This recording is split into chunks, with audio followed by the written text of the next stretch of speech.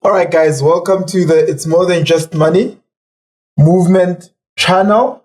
And as you know, on this subset or this section of the It's More Than Just Money Movement channel, we are on the winner circle.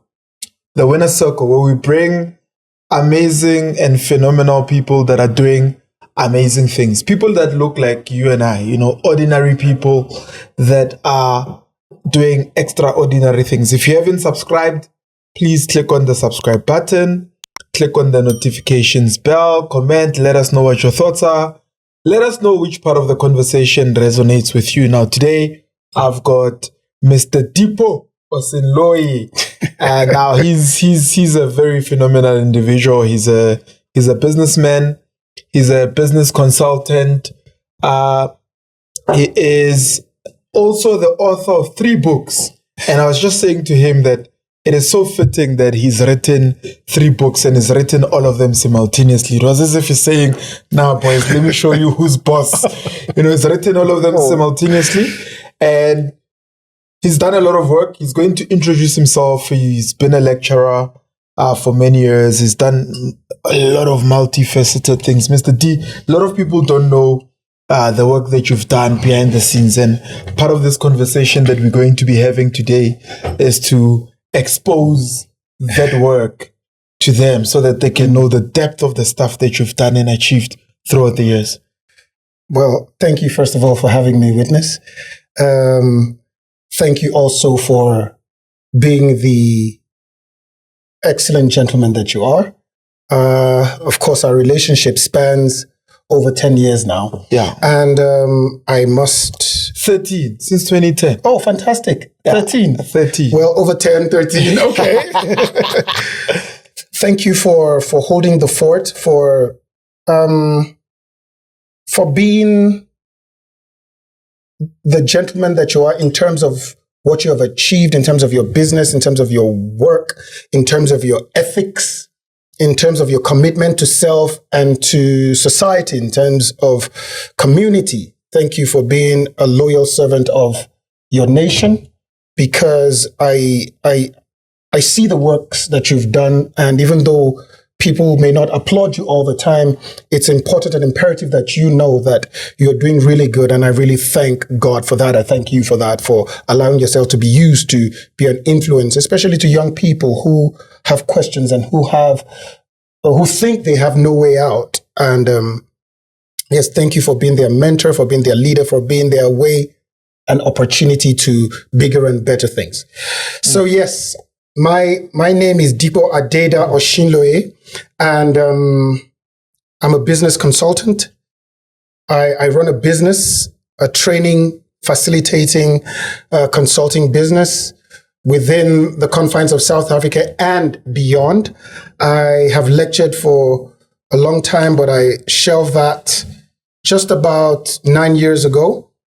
So I've busied myself looking at and enjoying the intricacies of training, of committing knowledge, understanding, wisdom of society, of the academics, of education, of know-how to people as often and as frequently as I possibly could.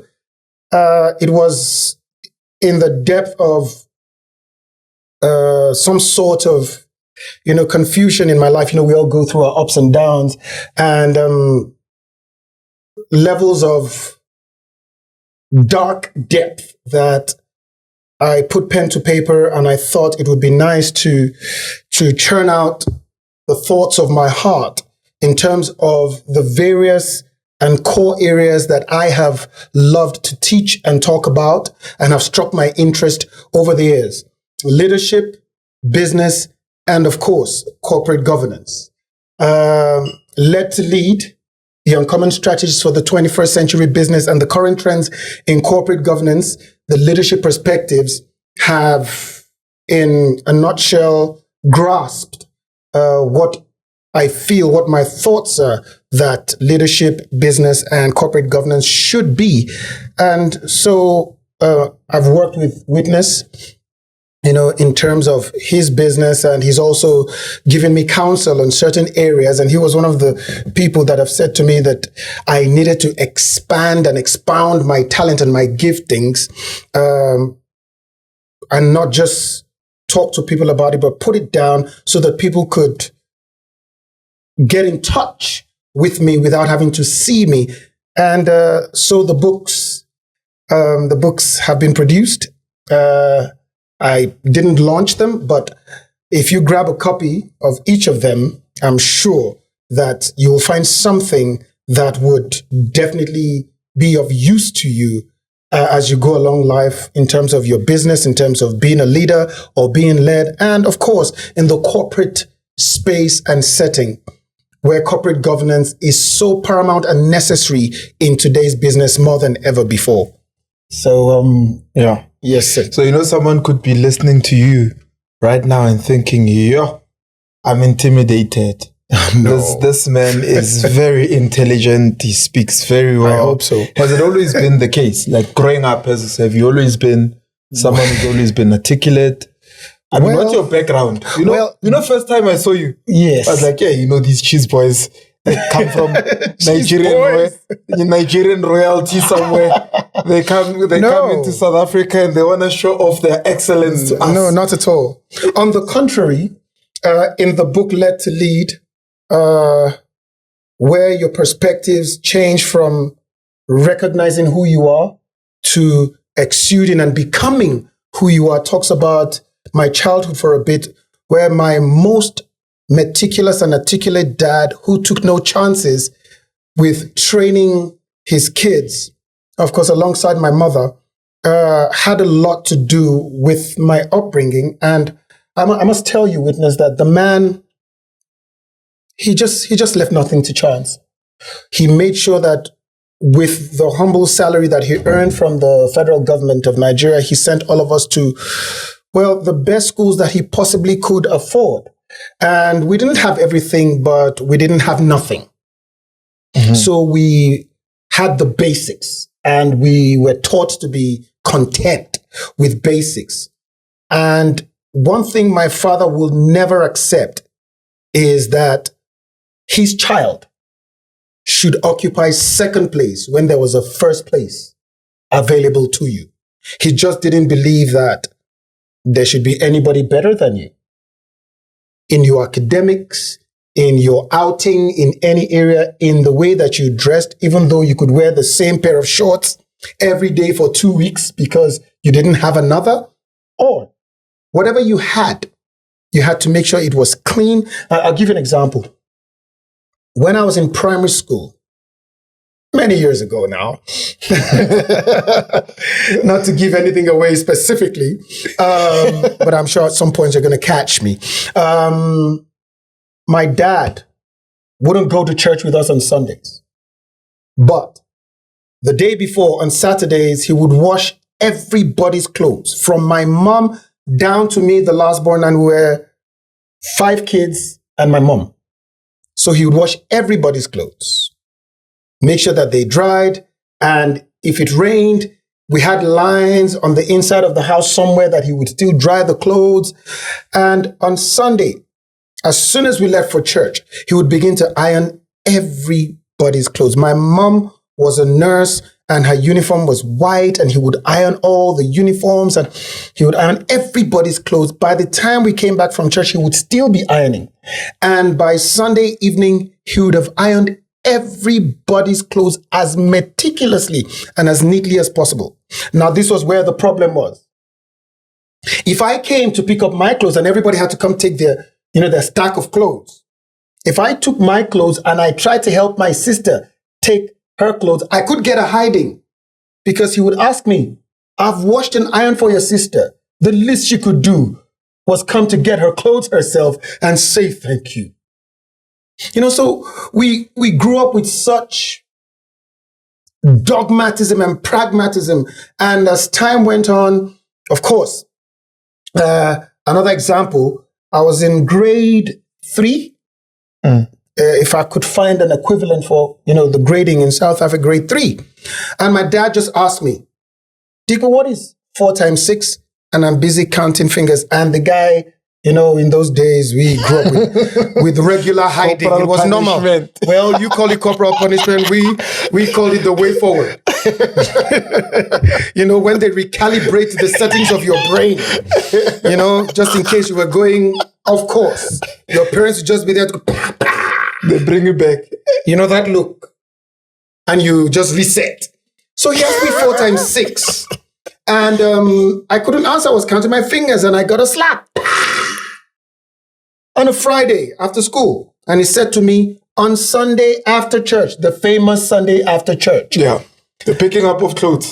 Yes. I'm going to ask you your multiplication table from 1 times 1 will stop at 20 times 20.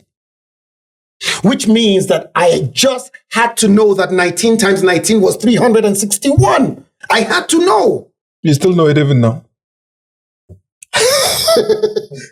Pulling your leg. Okay. So, imagine what that hiding did to me. Nobody told me. Saturday, I didn't go to play football with my friends. I didn't have any fun. I didn't do any games. I just sat in the house. 2 times 3, 6. 2 times 4, 8. I was still thinking of the misery I was going to experience if I didn't do it right. So on Sunday after church, we had lunch. And while he was still ironing, yes, Dad. Are you ready for me? Would I dare say no? Yes, Dad. 7 times 9, 63, Dad.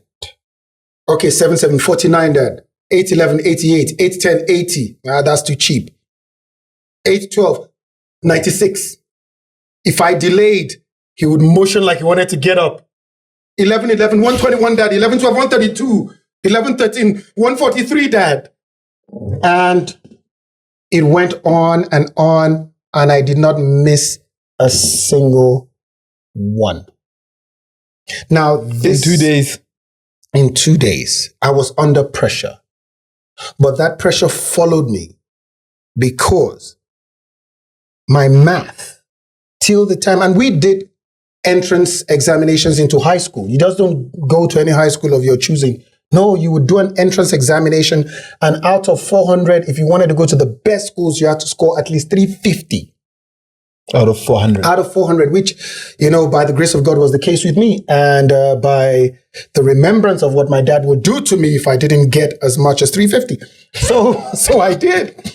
I realized that when I became a lecturer in the university, the training that I got from my dad at the time really helped me, because I taught statistics, I taught business management, I taught economics, I taught entrepreneurship, I taught consumer behavior, yeah, accounting, finance, only by God's grace alone. But I realized that I was able to function mathematically and calculatively in those different subjects because I just knew how to order my life and how to consume information.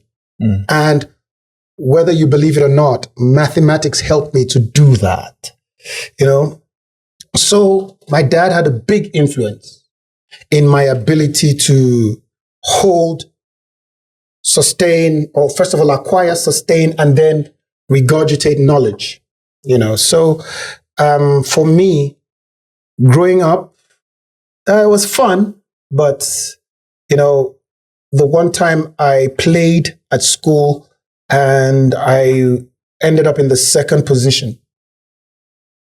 My dad asked me who,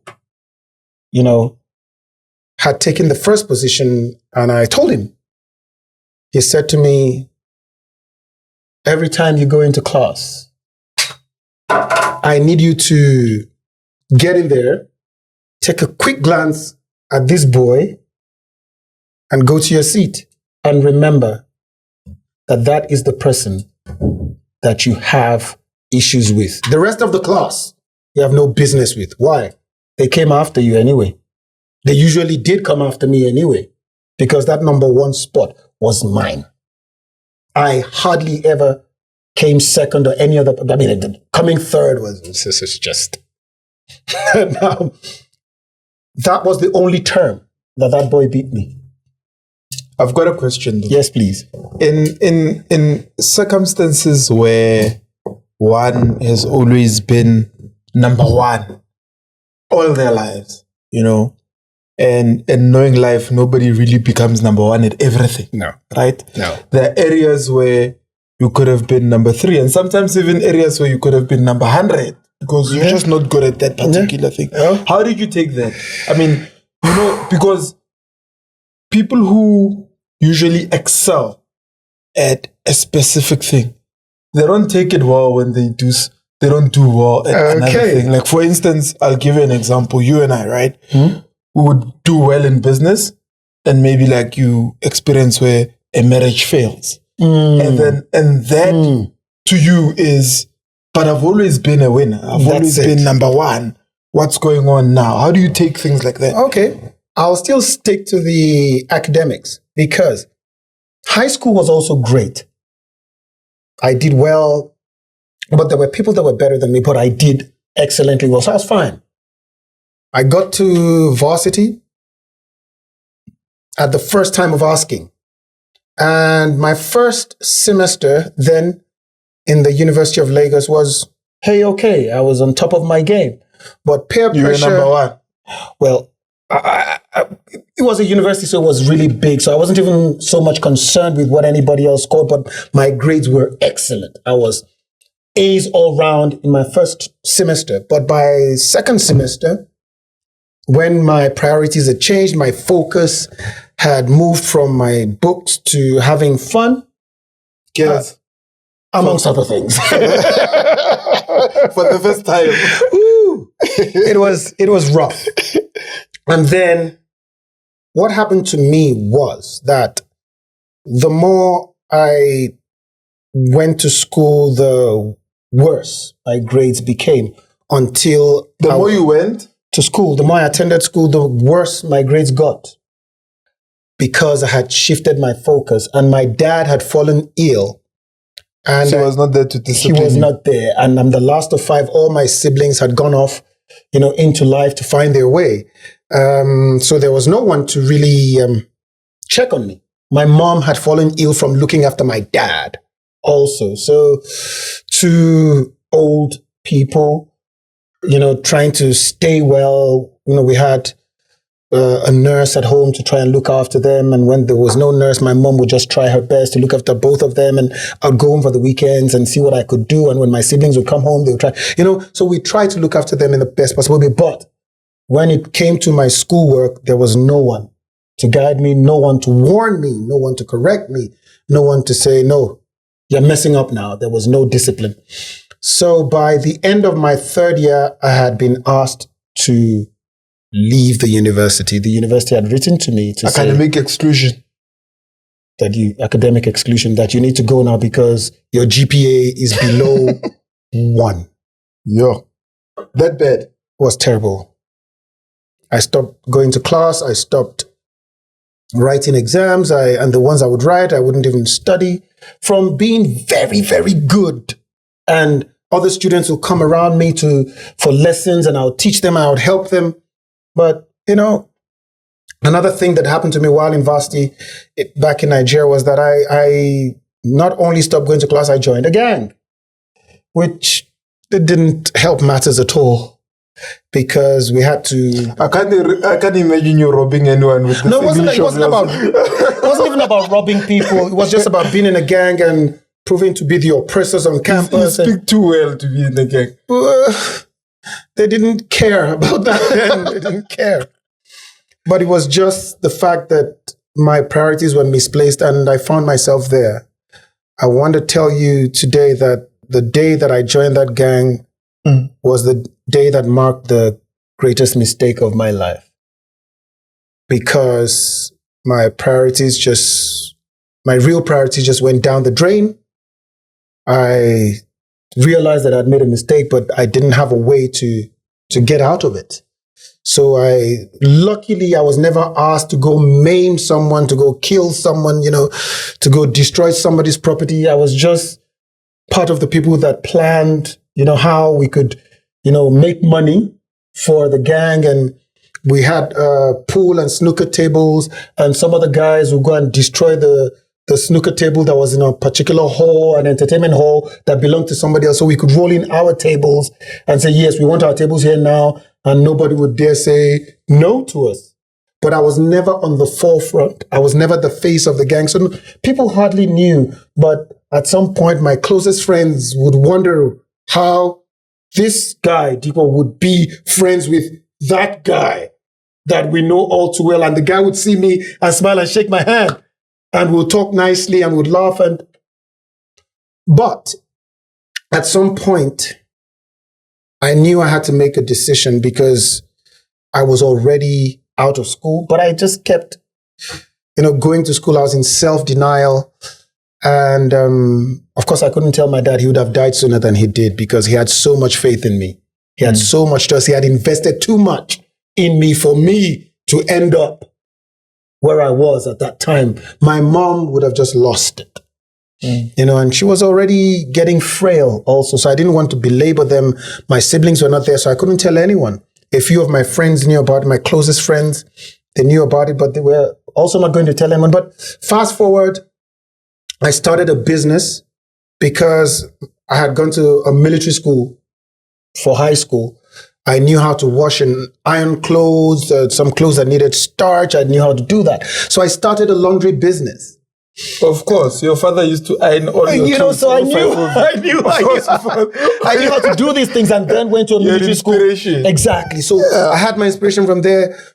We had a back house, I stayed I stayed in the back house at home. So I started my laundry business from there. And I would wash and iron myself at first. And I found one of these young boys in the area who did nothing but odd jobs. And I said, okay, come and work for me or come and work with me. You would wash. I'll show you how to iron. And that's how it became a two-man business, even though the business was mine. And that is how Klinsman Consult was born. And I cleaned people's clothes, and my friends would go to work in the banks and oil companies and, multimedia spaces, and yet they would give me their clothes to wash because I would dress well and I would, appear to them and say, I can make you look like this. So what I had for me was just a little bit of business acumen, the skill, and this mouth that could talk. This mouth that could talk. And the business became quite a success. And along the way, I learned interior decoration on my own. I had worked for this guy, this man who helped me to get my first job. I worked with him and I took care of I was like the general manager of the business, organization. And he was into to interior decoration. And he taught me the ropes, and I learned the rest of the skill myself. I learned how to lay carpets. I learned how to combine furniture in an office space, which I still do from time to time, and just in an advisory capacity, And at some point, I got a very big contract from a bank. I was only 25 years old when I made my first 1 million naira. At the time, probably about 500,000 rand. At the time. You were 25. I was just 25. How did you make that money? Okay, so... Is it the one where you went home carrying it? Well, yes, I remember I told you about it. And let me tell you. So I was there minding my business, doing my laundry, growing the business, and I get a call from a lady who worked for a much bigger interior decoration company and says to me, okay, D, we have this company that want to lay carpets on the executive floor. And the budget is just too slim for our company. We will not do it because we have a mark. We have a level that we attend to. I said, well, I'll do it. Here I was. I had nothing except my laundry service, and this was an opportunity to actually test my skills and use what I had. So I got there in my suit, and the admin manager of that bank looks at me and says, you lay carpets and you're dressed like this. I said, actually, I run a laundry service as well. So anything, in terms of cleaning up is my business. So I clean clothes, I clean offices, I make sure they look good. So we chatted for a while, and the guy, just by the grace of God, just loved what he heard and who he saw. He takes me by the hand to the MD's office, the CEO. We get into his office. Of the bank. Yes. And I'm thinking, oh my God, I didn't plan for this. And I'm praying and I'm saying, please let me say the right things. I got into his office and the guy looks at me. So what can you do for me? And I'm asking him what he needs me to do for him and for the bank. He says, I want you, first of all, to change the look of my office. I said, I can do that, sir. And then I'm looking at him from head to toe. I said, first of all, I need to change this your Persian rug to a 3-4 ply. 3-4 ply just simply means the layers. So 1 ply is thinner, 2 ply, 3 ply, 4 ply. And I think that this your rug should be so beautiful that when you step into it, your lovely shoes will be lost in them. But then would complement it with a 1 or 2 ply carpet that would do. And I went on, and the guy saying, Mr. So, give him the job. Just by God's grace. I actually didn't know details of how I was going to execute this plan, but I got the job and they signed me up for the contract. And then I called this guy who had worked for our business where I worked before, says, okay, I need this kind of carpet. I need this kind of rug. Says, oh, fine. I'll sort you out. He took me into the market. I went to get into shorts and flip-flops and a t-shirt, and we went into the hinterlands of the market. And then he began to show me. And then I began to learn. And I didn't have an account with that bank, and I wasn't going to open an account, and they gave me cash. So I quickly went to a side market close by, bought a duffel bag that had slings that I could carry on my back. And I wasn't going to go out in my suit. I told them to keep the money. I went away to another market, bought shorts, a t-shirt, and flip-flops, went to the bathroom in the bank, changed my clothes. They loaded the bag, and I went into a taxi, what we call taxis here. I went into a bus so that I wouldn't be suspected to be carrying such a big amount of money. Why? If I got a cab, I could have been stopped by cops. If I drove my car, I could have been stopped by cops just for routine checks. And if they had asked me to open that bag, oh wow. What explanation could I give even if I told the truth? They wouldn't let me go. So I got on the bus. My heart was in my mouth. But I got to my bank and I offloaded the cash there. And I began to take bits and pieces of the money that I needed. And long and short is that when I finished the executive floor, they gave me this money on Friday. By Monday morning, when the MD came back to his office, I had completed my work. I had changed his table because I now went back to that business that gave me the business. Because I had quoted everything from them. I had put my mark up. They had given me a nice table, a nice chair for him. The guy just said, go and turn my office around. He didn't even want to see the furniture that I was going to bring. I changed his fridge. I changed everything. I painted his office. The only reason why he couldn't use that office for about a few days was because the smell of the paint had to, just leave the office and had to, to reduce, its pungence. I had to do what I needed to do to captivate their hearts. And by the grace of God, I did. From there, I carpeted the executive floor. I painted it. I carpeted the next floor and the next, and then the banking floor. So when you put all the profit together, it was way above ₦1 million at the time. Now, I made that money, but, the youthful exuberance and the foolishness of not knowing how to invest got me to lose most of it. So you would have been on I Blew It in South Africa? Yeah, I would have been on that program. I blew it. Well, I helped quite a lot of people, but I should have done that after investing and making returns. Now that we know, having read your book, you know, I thought to myself, wow, it's actually more than just money. You know, the investment, the details of having money and keeping it so that money can make money for you, so that it's not just about having it, it's about keeping it, retaining it. It's about giving and getting back. It's about, you know, putting it somewhere and letting it grow. You know, like putting a seed into the ground and allowing it to flourish and watching it sprout into a stem, into leaves, into flowers. What did you do with the money, Mr. G? Let's not go into details. But I could have been wiser. I'm not interested to ask. And I think most, if I remember correctly, most of it was just gifts. To people? Yes. Not that I... Were you buying favor? Favor? Because you know what the thing is, because right? I had favor. Well, yeah. But what I know is that a lot of people that are dealing with building themselves up, especially from the inside out, right? And haven't reached there yet.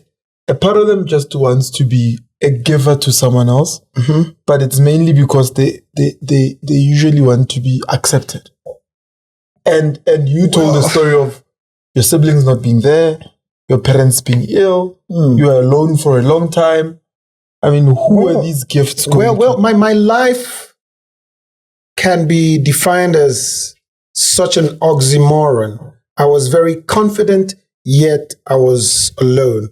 A lot of people looked up to me, yet I felt intimidated sometimes, you know, and what they would see was this guy that just would back down at nothing. He started a business from nothing. He, you know, and even at that, I didn't buy a new car. I didn't even, you know, do anything much for myself.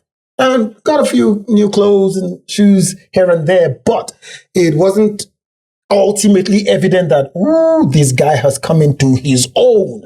I just help people here and there, 50,000 here, 20,000 there, people that needed the help. So it wasn't as much as buying favors, because the favor or the favors that I needed, I could easily get with the charm that God gave me. You know, I was easily likable. Yeah. So it wasn't as much as buying favors because I'm doing this for you now, I'm going to ask. But you see, what has happened to me over the years, having helped people as much as I did, has been some sort of reward for me, because sometimes when I would need help and I would just ask someone for a favor, they would just do it. Citing years ago when I helped them and I couldn't even remember. Yes, sir. Oops, sorry. Yeah. And I couldn't even remember.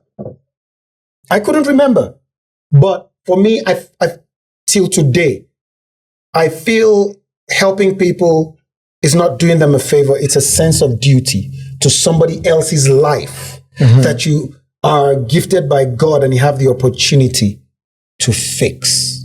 So how did you then transition into now becoming a lecturer? Because I mean, you didn't finish varsity then. Yeah. And then you went into business, you were doing well. Very well. Yeah. I must confess.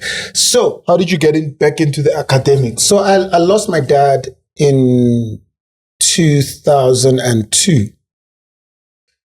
Today's the 23rd, if I remember correctly. I lost him tomorrow, 21 years ago. Sure. Yes, 2002. I lost him tomorrow, 24. Sorry about that. No, rest in peace. Continue to. Oh, yes. Amen and amen to that. So then my older brother came home from the United States, a medical doctor, well accomplished. My siblings, we had gathered at home, you know, supporting my mom, you know, in every possible way. And so my brother's wife had come and she said to my brother that your brother looks like a leader amongst his friends, amongst his peers, you know, within his demographic, but there's something bothering him. However, she knew that she was spot on, dead on target, because for everything I accomplished, I always looked within myself to say, I could have done this with my school. I could have done this with my academics. I could have done well there. I could have done well there easily because I had it on the platter. So there was a sense of regret. Yeah, so it wasn't like it Wasn't like I was paying my fees. Wasn't like I was struggling. My dad was going to do it anyway, no matter how sickly he already was. He was trying, so that for me was very painful that my dad tried and I didn't, and now he was late. Reciprocate with the best for him. So I had a lot of hurt going on the inside. So when my brother asked me, he says, look, my wife doesn't usually talk like this, but when she does, I listen. So what's wrong with you, buddy? So I said to him that I didn't finish school. He says, what? You, out of all of us? No, man. You're going to have to go back. I had made attempts twice to go back to school, but I just wasn't feeling it, so I would leave, And come 2003, I came on holiday to South Africa just to cool off after the burial. I liked what I saw, and then I came back again later on in 2003, and I liked what I saw further, and but it wasn't part of my plan. Why did you like the beautiful women? No, not at all. I didn't even have time for that because at that time I was trying to... When someone comes to South Africa and says, I like what I saw. No.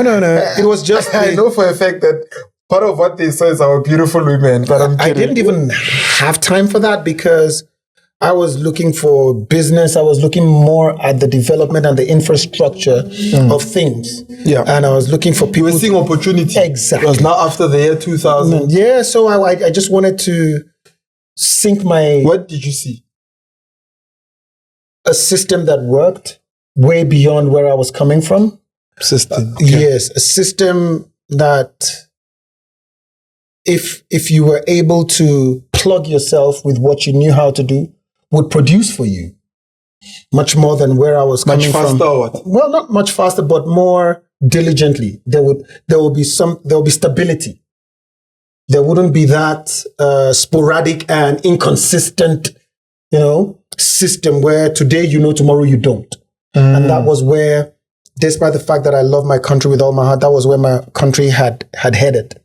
The inconsistency of doing things the way. And plus you had known how to make $1 million. Exactly. I had learned how to do business. Yeah. And how to be consistent and how to stay there and how to consistently just stay. But the system was not supportive. Yeah. So sometimes it would be good. So I just needed something that would be more stable, but I wasn't even thinking of moving here because I wanted to go to school in the States or in the UK. Many South Africans don't know what you just said.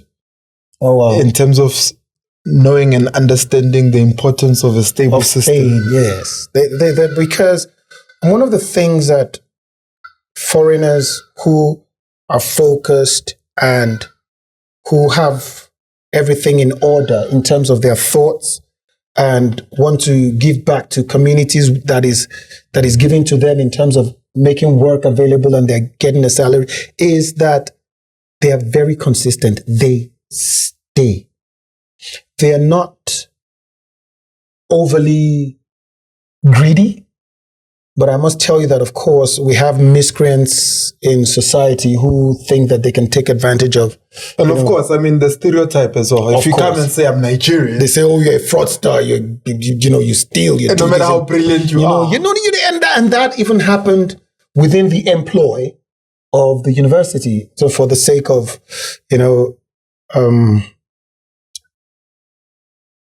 respect, we will not talk about the name. The name of the university. Yes, but people can find out on their own, that's fine. But I had somebody, sorry to digress a bit, somebody telling me that, oh, Dipo, you look so smart, the way you dress, the way you comport yourself. You must be doing something else apart from being a lecturer. I said, of course, I do business. Yeah. And at that time, I would bring, exclusive clothing from my country here and sell in bits and pieces just to make the extra bucks, Sure. And it worked for me because I knew my target market and I knew how much I was buying and how much I was selling. Simple buy and sell. Make your profit, send the money back, turn it around and over and over and over again. And it worked for me. So it helped to sustain. And this lady said to me, oh, yes, I knew you were doing other business. And she goes, right? She goes... Really? And I said to her, oh. Was that a co-worker? Yes. And I said to her, oh, you mean I'm into drugs, that I buy and sell drugs. I'm a drug peddler. You know, for the life of me, I was so upset that I would leave my home at 6:15 in the morning, get to the university way before 7 a.m. when my first class was going to start at 8:30, sit down behind my table and study for the sake of the students. Yeah? And get to class and give my best. And sometimes the students would go, oh, wow, we've never seen it like this. And I realized my gift. And we're still going to go back to how I became a lecturer, because that's where we started from, right? And some lady would say to me, we see that apart from your lecturing job, you're peddling drugs and hard substance. It hurt me that I would sacrifice at least half of my day, 12 hours, because I wouldn't get home again till about 6:30 in the evening. Most times I would have late lectures and I said to her, okay, since we're doing stereotypes, you're South African, right? And I really regretted saying that to her, but I needed to just put her in line. I said, since we're doing stereotypes, you know that they see South African men, and I wasn't going to classify whether black, white, colored, Indian. I wasn't going to classify. I said, you know, they see South African men as being unable to control themselves, right? Morally. I said, your husband is a child rapist. If I'm a drug dealer, let's do stereotypes. Your husband is a child rapist. I felt so bad. And she goes, no, how could you? But she needed to understand my pain. Being a Christian, I totally regret that. But you know, did you repent? Oh, oh, most certainly so. But it took me a while because I was upset, and I'm just being real with you, sure, honest with you. It took me a while because how dare she? How could she? Having worked hard to get where I was, and this woman is telling me. Anyways, so back to that. Eventually, America didn't happen. Before that, you must have been doing very well then in your buying of and selling of clothes. Oh, yes. For her to have thought, there's no way you're making this money. There's no way this guy could look like this. Yeah. On a lecturer's salary. On a lecturer's salary, yeah. But she didn't even know how much I earned. Well, I'm not sure if I told you. I know you were teaching a lot of subjects. Yes, a lot of subjects. And I was also consulting for another multinational because I was allowed to do that because I wasn't a full-time lecturer. I was on contract. I worked on an hourly basis. Yeah. Mm-hmm. So I worked as a contractor, not as a full-time staff of the university. So I was allowed to do other things. So I consulted for a multinational and they paid me handsomely as well. So, when I got my job as a lecturer, I wasn't a graduate yet. I got my job in my third year because I had lectured certain subjects for my lecturers, by then lecturers, and they loved the way I taught because they realized that the student performance increased with my help. And I didn't take a dime for it. I did it because I love to do it. I love to teach. Remember when I was in varsity the first time? Yeah. It was like that. It was always like that for me. So I got the job. How did I get the job? I was in my friend's office who was a student advisor. I was looking for a job because money wasn't coming like that from home. Were you studying at the same university? Yes, I was studying UNISA, but through that. I remember they did have a program like that. Through that private university. Yes. Okay, so I was studying UNISA through the private university, and because I was always willing to help. Now, who's paying now at this time? Okay, you're paying yourself? So I had sold my business when I left Nigeria to come here. Sold my business. The little I had, I used it up until a point where my older brother, who is in the book as well as another leader that helped me. Yes, the medical doctor, who helped me to get to, at least a particular level from where I springboarded to become the man that I thank God that I am today, though I'm still striving. He decided that he was going to pay my fees until I finished.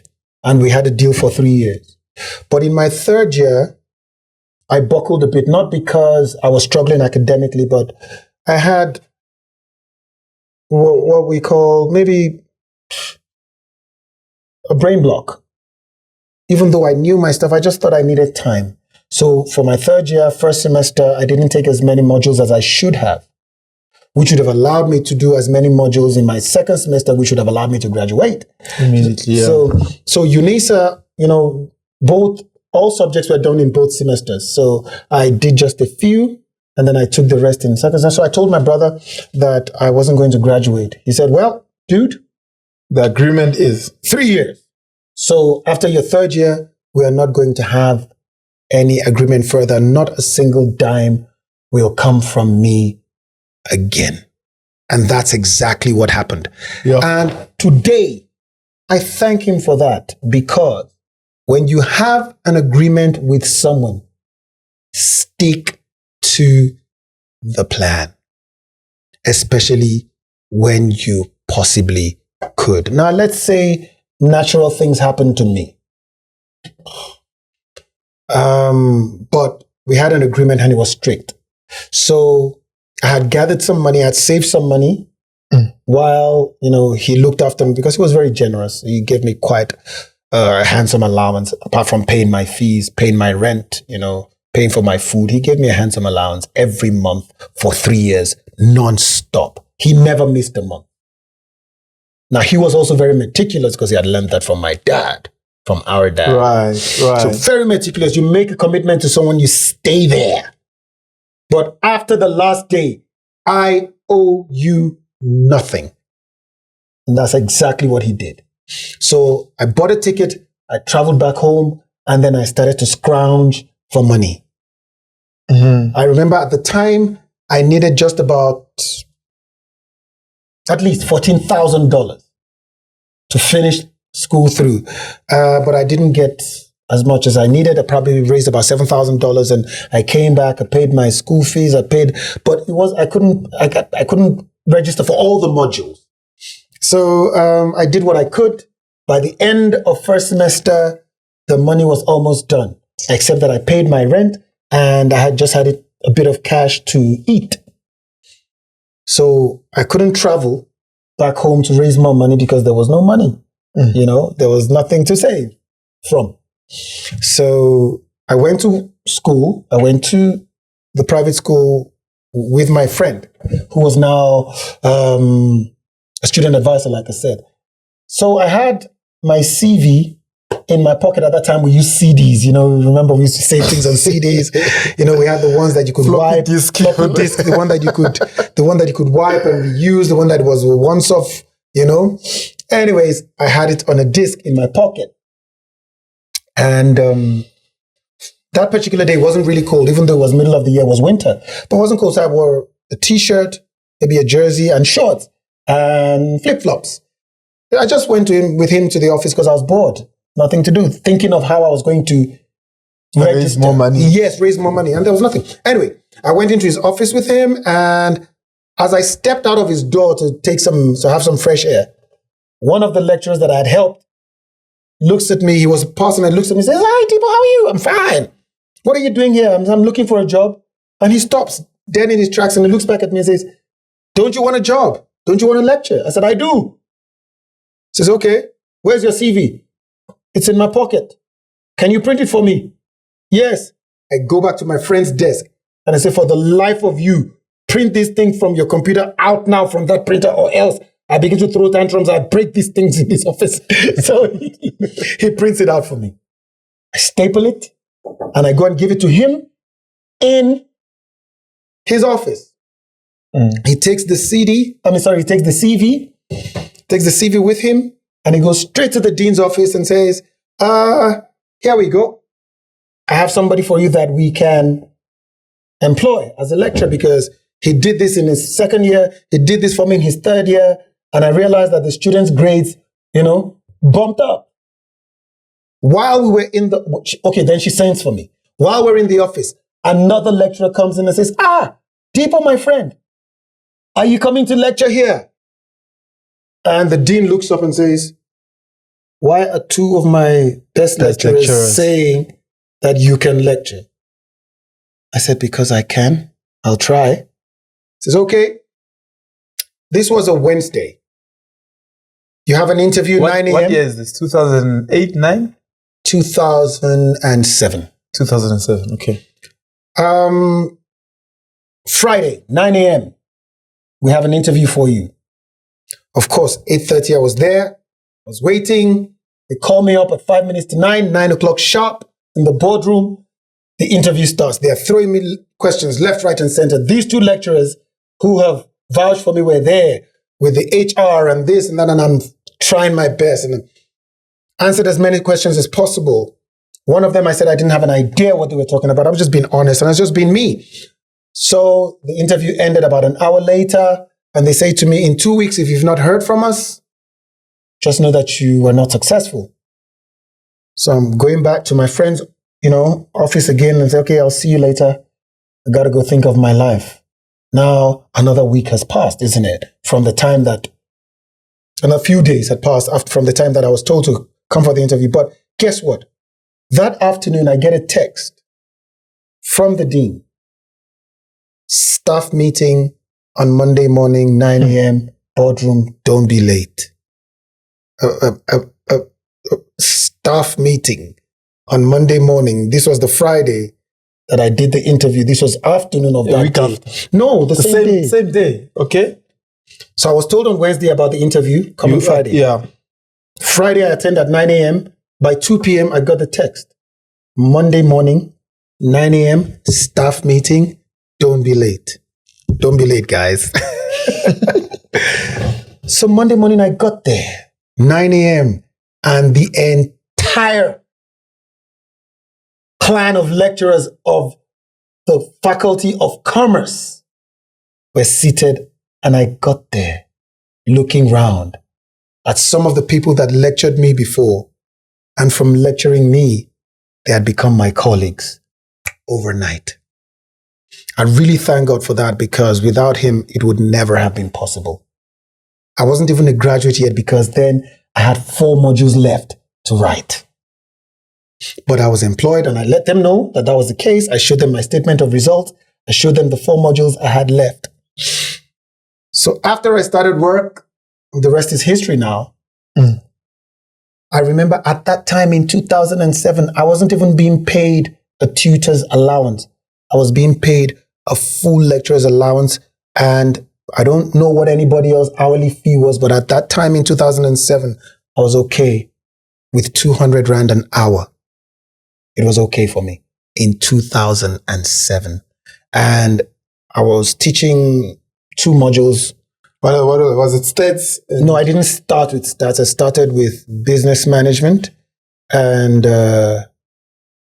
economics, if I remember correctly. Yes, it was economics. So I didn't start with accounting. I didn't start with stats. I started with BizMan and economics. And after the first semester, and the students were raving and saying, wow, this guy, they gave me more modules for the in first year, 2010. Sorry to cut you. Yeah. I did stats, right? First semester. There was another guy whose name I won't mention. Yes, please. I failed that thing. Oh, wow. Second semester, it was you. I passed that thing. Oh, thank you. Just wanted to throw it in. Thank you for making me look good. Thank you. But I must say that I was telling, the staff here that when we met, that witness, you asked me all kinds of questions. You asked me crazy questions. You asked me out of this world questions, because this was a young man that I saw in my class, young at the time, but I don't know about now anymore. This was a man that at the time wanted to just know. He just wanted to know. And it wasn't like he came from a very privileged background and they had everything at home. This was a man who just had the opportunity to go to school. How the fees were paid, I never asked him then, but I found it in his book.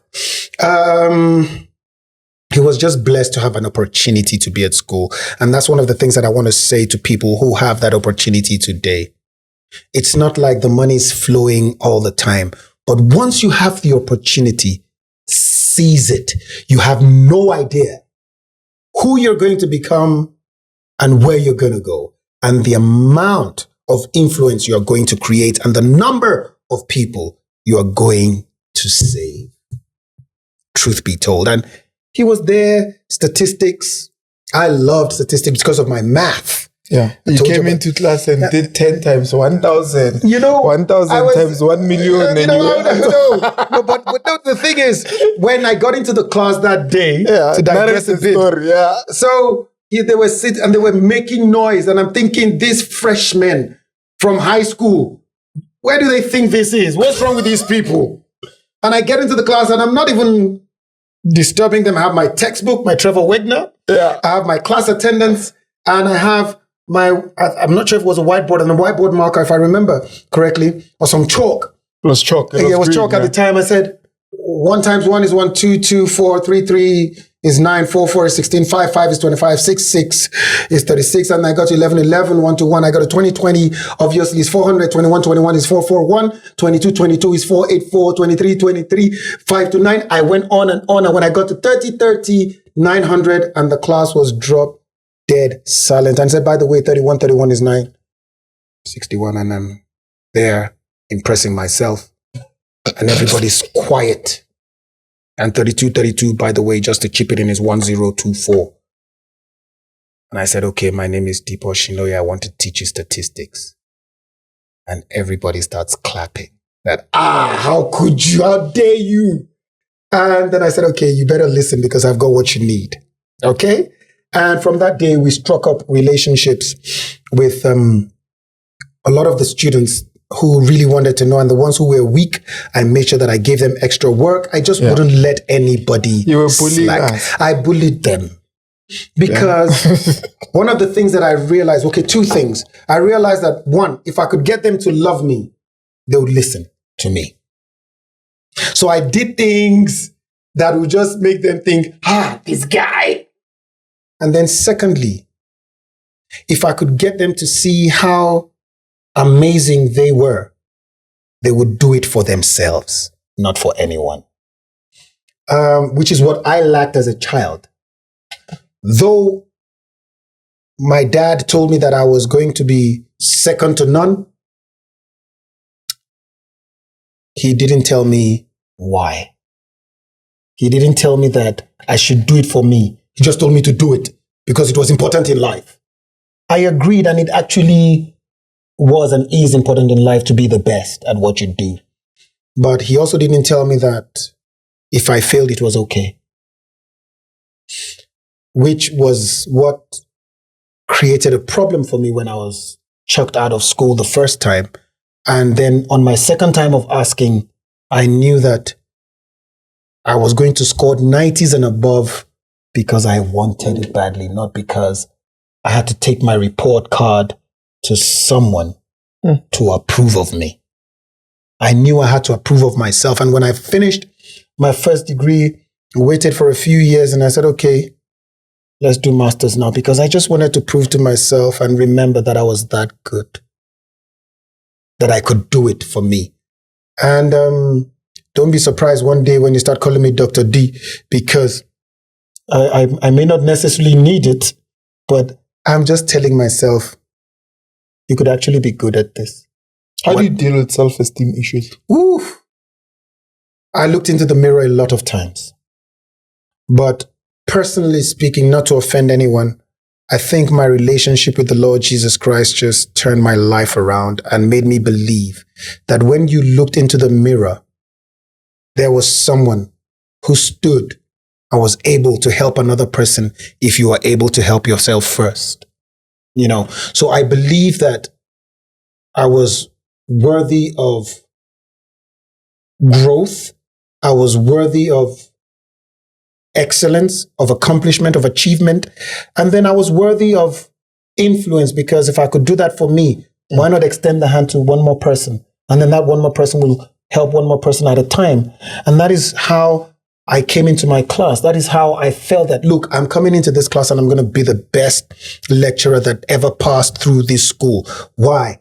I believed what I had was good enough to change somebody else's life. And I still believe it till today. And the books are there to prove that. If you pick it up, either for leisure reading, either for academic reading, either for business influence, you will get one thing, at least one thing that will change your life. I'm that confident, not because I think that I'm better than anybody else, but because I know God has given me a gift and I've offloaded them into my books and into life. Yeah. Why is it important for a man to dress well? These questions are just coming from different angles. Why is it important for a man to dress well? Because first of all, I think that looking good is good business and you must dress the way you want to be addressed. That I cannot get somewhere now and somebody will look at me from head to tail and say, hey boy, come here. No, I have dressed for the sir status. Even if I wear a t-shirt, there's a way I would wear my t-shirt and my jeans and my sneakers. And you can't just say boy to me. You can't. Now, dressing well doesn't have to do with the outside alone. It is from inside out, because the things you tell yourself is dressing. Your mental dressing matters a lot, because I could actually dress well on the outside and have rubbish to say. And truth be told, I say to people, even the Christian folk, that you've got to dress yourself spiritually. You've got to dress yourself emotionally. You've got to dress yourself then physically, because you cannot be outside physically without clothes, naked. They'll think you're mad, isn't it? They'll think you're crazy if you dress naked. I mean, if you don't go out with clothes. So what makes you think rather that you can go out without being dressed internally? Because when you're not dressed internally, you can't ask me the kind of questions you're asking me. If I'm not dressed internally and ready, I can't answer the way there's no way you wouldn't be dressed internally with knowledge, wisdom and understanding and be able to pull this off. I mean, the grace of God has the major role to play. But if you do not begin to learn, they say you want to have something from a black man, put it in a book. How dare they say that about us? And I'm not being, racist or... Keep going. How dare they? How dare you say that about us? It's unfair because I know a lot of men and women of color who are breaking bounds, who are leaping over levels that other people have not achieved and accomplished and attained to. Now, truth be told, many a time when I would get into my class and I say, go to page 150 of Trevor Wagner and go to second paragraph and this and that and this and that. If you look at line 3 and people are looking at me like, and they're asking me how I was able to get to that. I read it before I came to class. It's as simple as that. I read it. How did I know? It was there. I opened the book to page 150. And when I got to class, I regurgitated it to you like some superstar. You want to be a superstar? Read it. Grasp it. Read it again. And then release it. It's simple. Say that again. Read it. Look, read it. Grasp it. Grasp it. Like assimilate it. Read it again. Read it again. Then release it. And release it. It's going to be more powerful than what you took in. Yeah. Because if you form a habit of always taking in, making good understanding, assimilating right, by the time you are releasing it, there is no way it's going to be much more than what you took, because you have an inherent skill that you have been birthed with that needs to be worked. So the more you workshop your internal skill with what you've taken from outside, it has to be more. Is this the way you were when you were a student? You know more. I mean, statement proved. Because he has worked it. I have worked it. And I promise you, we haven't even used 25% of the giftings that we have. You've written this book.